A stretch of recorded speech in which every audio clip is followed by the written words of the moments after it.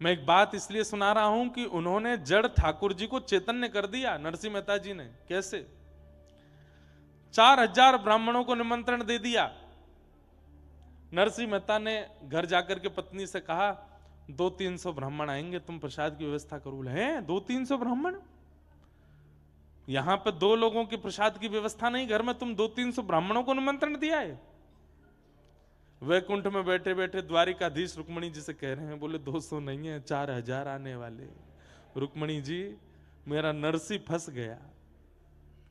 रुक्मणी जी बोले अब क्या होगा? बोले देखो आगे क्या होता है।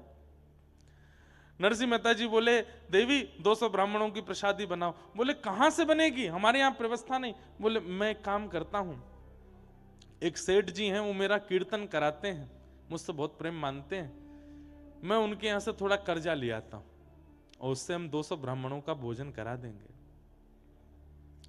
जाओ। नरसिंह मेहता जी सेठ जी के पास गए, सेठ जी से जाके बोले हमको 200 ब्राह्मणों का प्रसाद कराना है, कुछ कर्जा दे दो आप, हम ब्याज सहित लौटा देंगे आपको।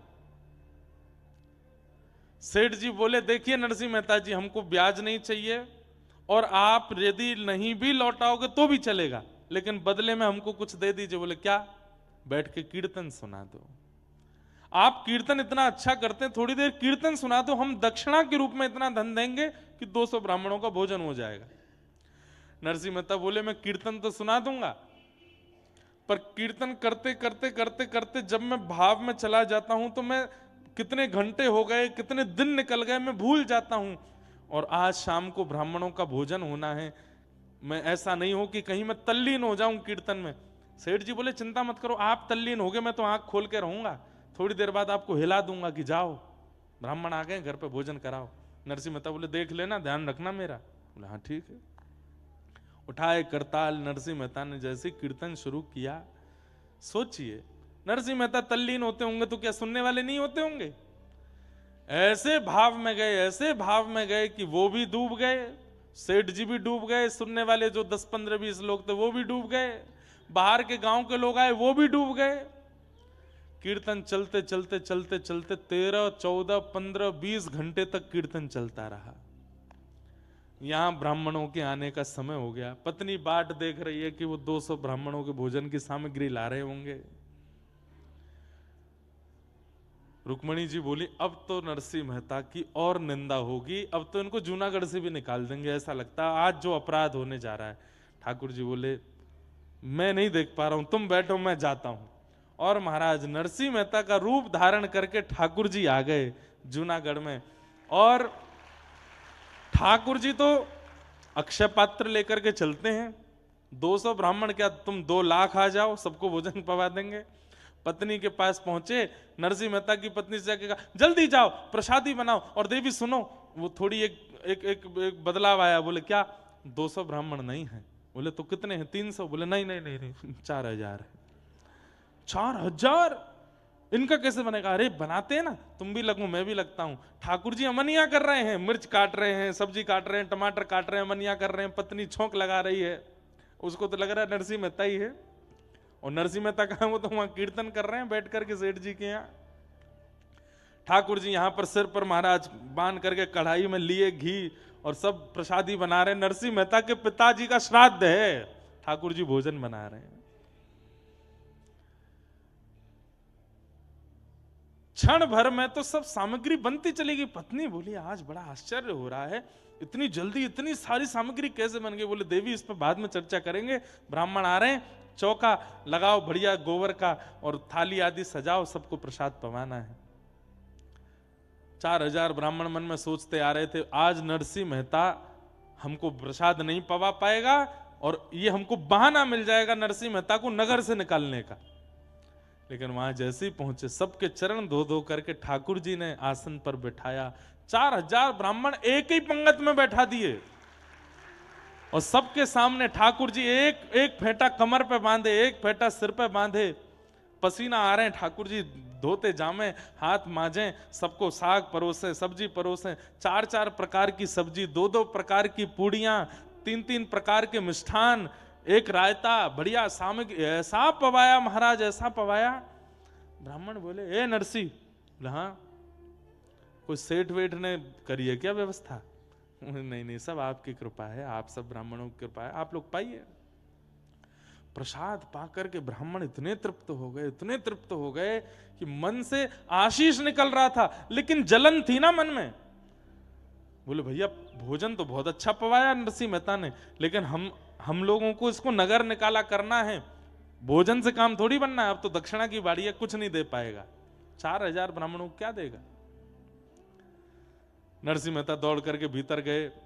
ठाकुर जी थे, नरसिंह मेहता थोड़ी थे। पत्नी से कहा देवी चलो दक्षिणा बांटें। बोले क्या देंगे दक्षिणा में? बोले सब व्यवस्था है, चिंता मत करो। एक बैलगाड़ी भरी रखी थी, कपड़ा हटाया, उस पर छोटी छोटी पोटलियां थी, पत्नी को देते जाओ। बोले तुम बांटती जाओ सबको।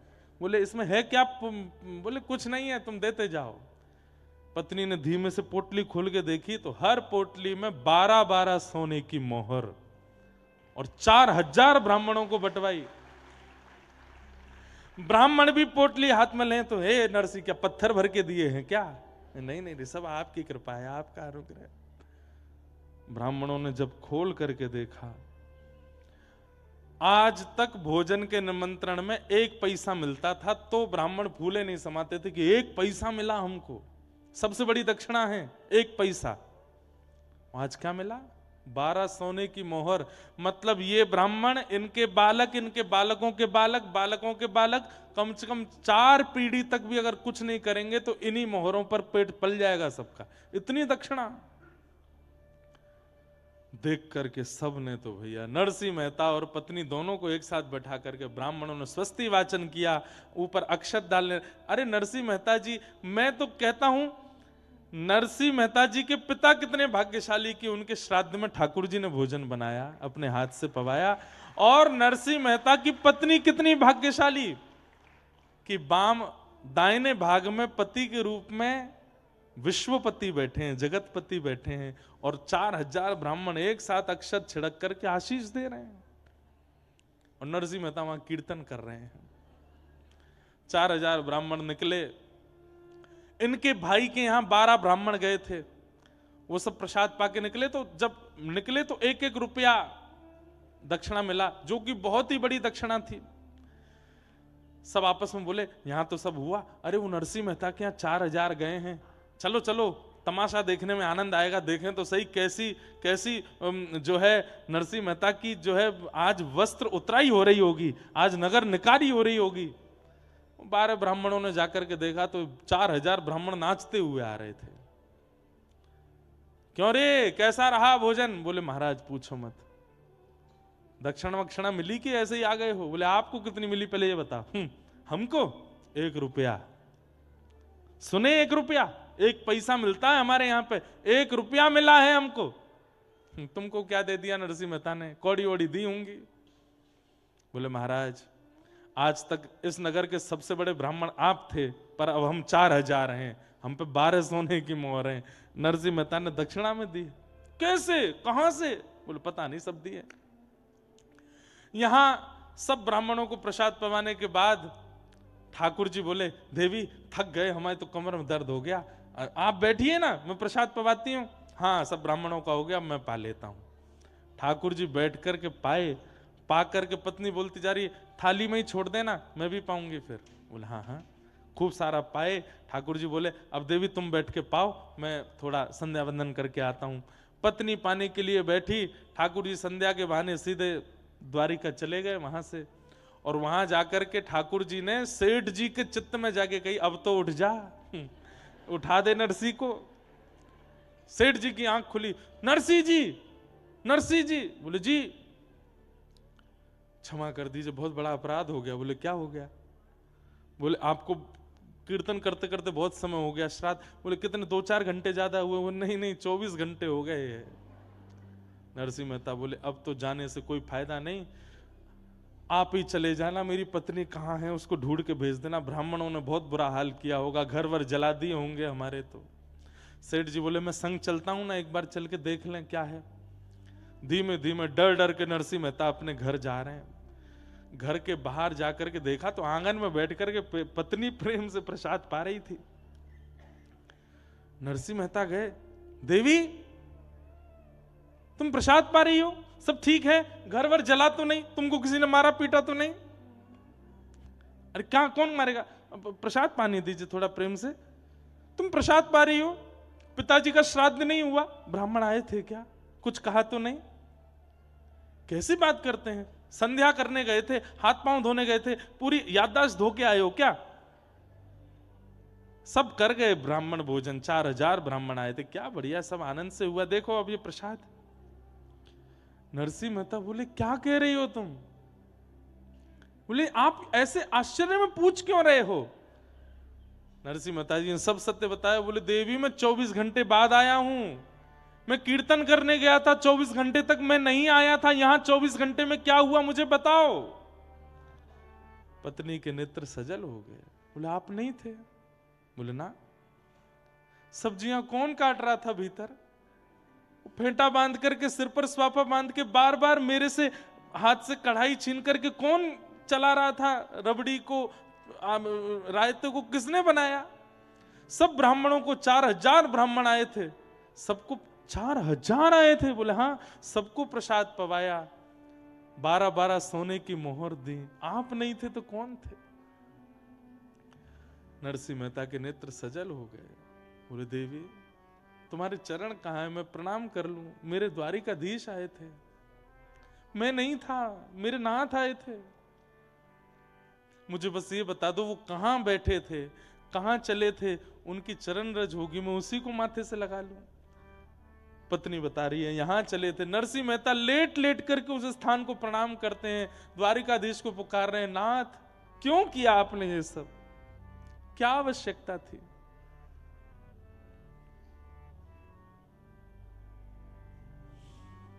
अद्भुत हैं ठाकुर जी। नरसिंह मेहता के सब भाव करके गए। ये बात मैं क्यों कह रहा हूं? हमारे लिए आज भी वो जड़ ही हैं, पर नरसिंह मेहता थे जिनके लिए वो चैतन्य हो गए। मीराबाई थी जिनके लिए वो चैतन्य हो गए, सक्कूबाई थी जिनके लिए वो चैतन्य हो गए। चैतन्य आज भी होने को तैयार बैठे हैं, पर मेरी और आपके भजन में, भाव में, स्वभाव में सामर्थ्य नहीं बची है उनको चैतन्य करने की, इसलिए आज भी जड़वत बैठे। हम लोग कभी सेवा करते हैं, हमारे लड्डू गोपाल लुढ़क जाते हैं, हाथ से धरती पर गिर जाते हैं, उन्हें चोट नहीं लगती होगी, लगती है, पर हमारे अंदर जड़ बुद्धि है, हमारी जड़ भावना है, इसलिए वो जड़ ही रहते हैं। वो चैतन्य हो जाए, वो चैतन्य हो जाए, ऐसी भावना रखो।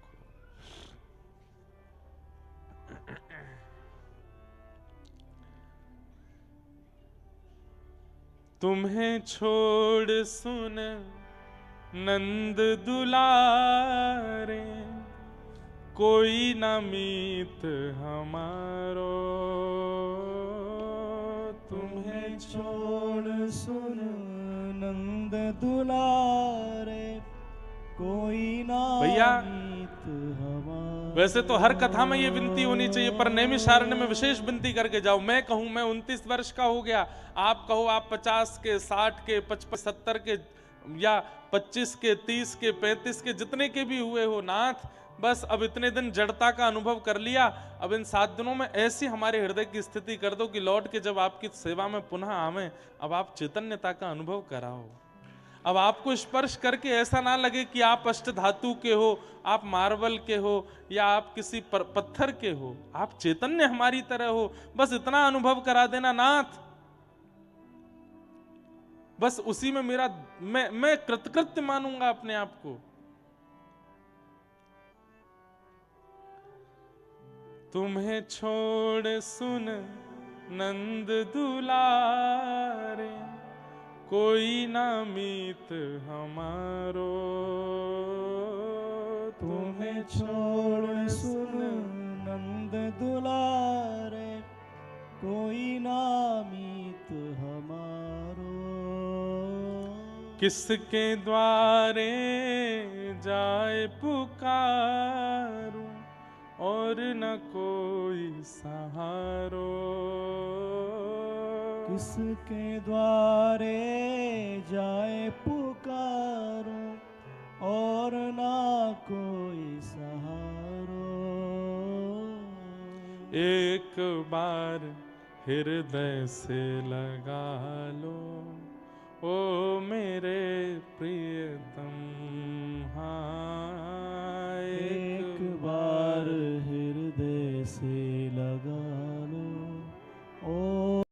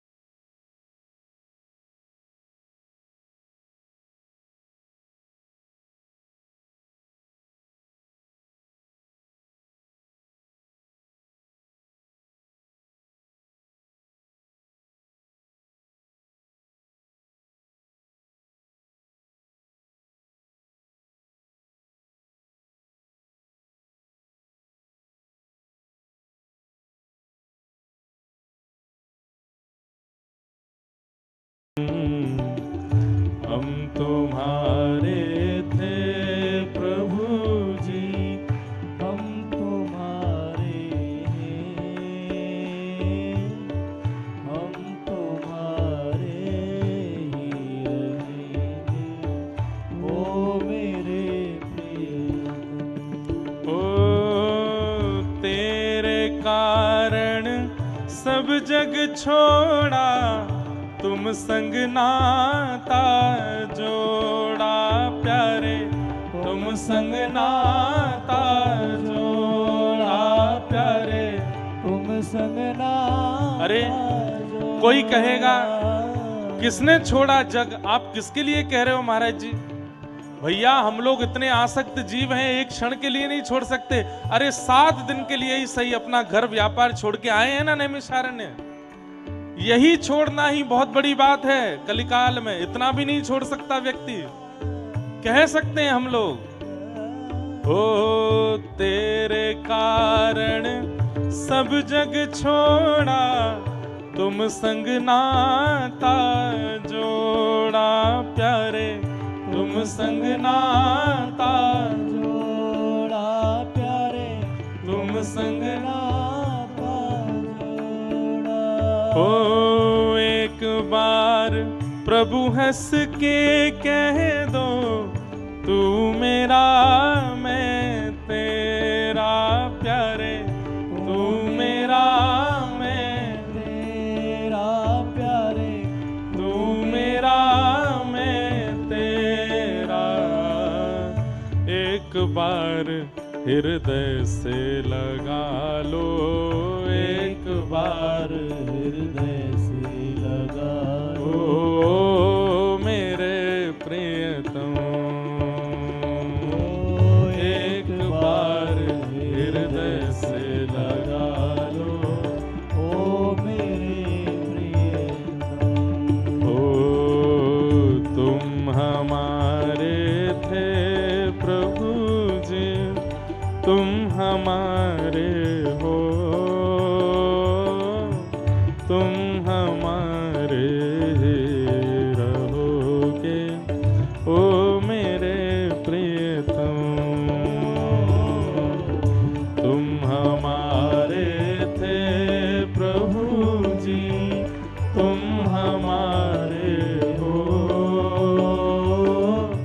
तुम हमारे ही रहोगे, ओ मेरे। श्री राधा गिरधर लाल की।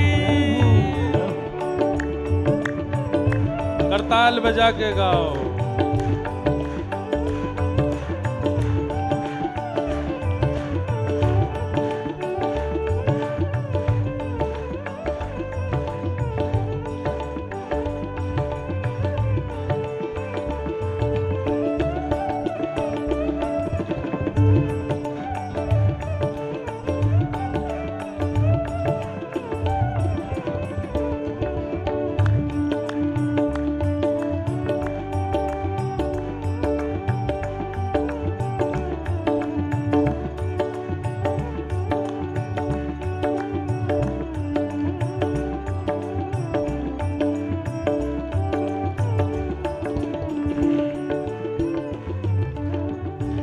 दास की विनती सुन लीजो ओ ब्रजराज दुलारे।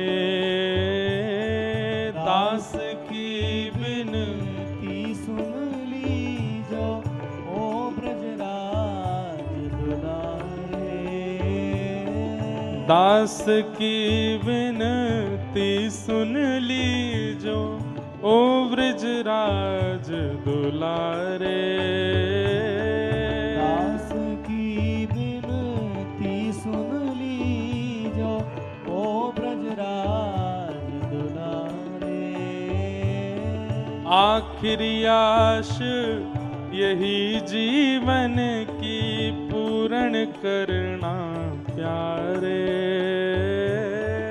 आखिर आस यही जीवन की पूर्ण करना प्यारे। ओ अब तो आके बाह पकड़ लो, अब तो आके बाह पकड़ लो। ओ मेरे प्रियतम, हाँ अब तो आके बाह पकड़ लो। ओ मेरे प्रियतम। ओ तुम हमारे थे प्रभु जी, तुम हमारे हो, तुम हमारे रहोगे ओ मेरे प्रियतम। तुम हमारे थे प्रभु जी, तुम हमारे हो, तुम हमारे रहोगे ओ मेरे प्रिय। राधे राधे गोविंद गोविंद, राधे राधे राधे गोविंद, हे राधे राधे गोविंद गोविंद, राधे राधे गोविंद गोविंद राधे। हरि गोविंद राधे गोपाल राधे। गोविंद राधे गोपाल राधे। हरि गोविंद राधे गोपाल राधे। गोविंद राधे गोपाल राधे। हरि गोविंद राधे गोपाल राधे। गोविंद राधे गोपाल राधे। हरि गोविंद राधे गोपाल राधे। गोविंद राधे गोपाल राधे। हे भजो राधे राधे गोविंद गोविंद राधे।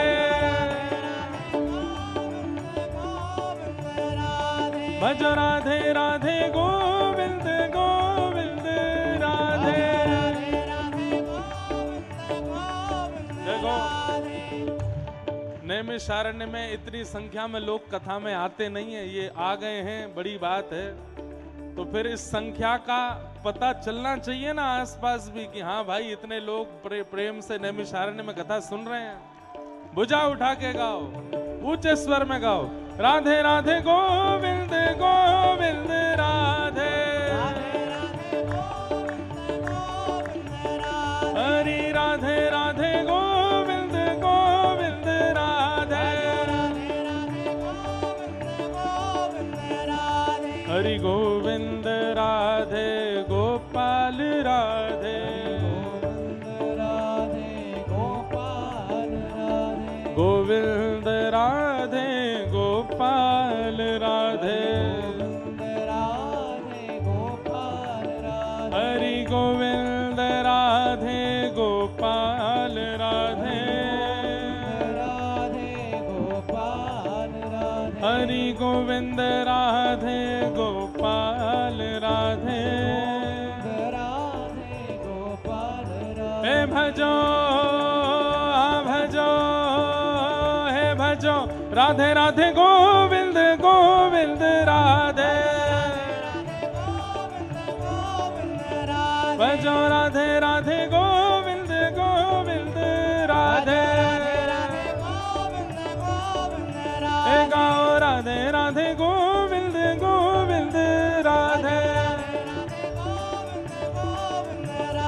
भजो राधे राधे गोविंद गोविंद राधे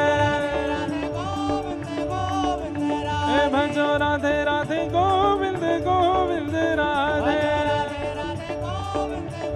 जय जय श्री राम जय जय श्री राधे जय जय श्री राधे।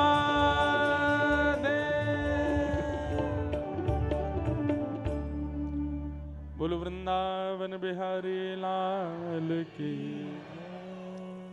तो ठाकुर जी कौन है? चैतन्य है, परंतु हमें जड़ता का अनुभव कराते हैं। यदि वे जड़ हैं तो फिर कैसे श्री वृंदावन में है स्वामी श्री हरिदास जी के लिए बिहारी जी बन के प्रकट हो गए? यदि वे जड़ हैं तो कैसे मधु पंडित के लिए गोपीनाथ बन के आ गए? यदि वे जड़ हैं तो कैसे पुंडलीक के लिए श्री विठ्ठल बन करके महाराष्ट्र में पहुंच गए? वे जड़ नहीं है, वे चैतन्य हैं। पर हमारे हृदय की चैतन्यता उनको चैतन्य बनाती है। हम जड़ हैं, इसलिए ठाकुर जी भी जड़ ही रहते हैं हमारे सामने। वाह, बहुत सुंदर भाव। तो ठाकुर जी का दूसरा रूप क्या है? चैतन्य। और तीसरा रूप क्या है? आनंद। हमारे पूज्य गुरुदेव भगवान कहते हैं कि ठाकुर जी के प्रति सत्य और चैतन्य, इन दो बुद्धियों को आप प्रगाढ़ कर लो तो तीसरा भाव अपने आप ठाकुर जी आपको देने लगेंगे। क्या? आनंद। अभी आप ठाकुर जी की सेवा करते हो, उनके प्रति जड़वत बुद्धि रहती है, इसलिए आनंद नहीं आता। आप तीर्थ जाते हो, कथा सुनते हो, फिर भी आपको आनंद नहीं आता। क्यों? क्योंकि जड़ बुद्धि है।